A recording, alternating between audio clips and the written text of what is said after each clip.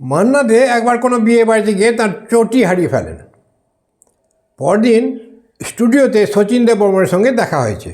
গল্প ছলে বলছেন, জানেন শচীনদা, কালকে না আমার নতুন চটি জোড়া বিয়ে বাড়িতে হারিয়ে গেছে। তখন শচীন কর্তা বলছেন, হারাই বই তো, তোমরা তো কায়দায় জানো না কি কয়টা চটি রাখতে হয়। মান্না দে বলছেন, ওর মধ্যে আবার কায়দা আছে নাকি?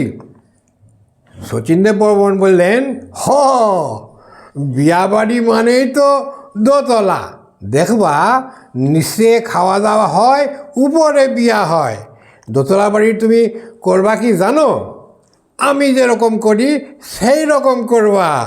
শচীন কর্তা বলছেন, নিচে এক পাটি খুলবা, উপরে এক পাটি খুলবা, তাহলে দেখবা চটি কোনোদিন চুরি যাইব না।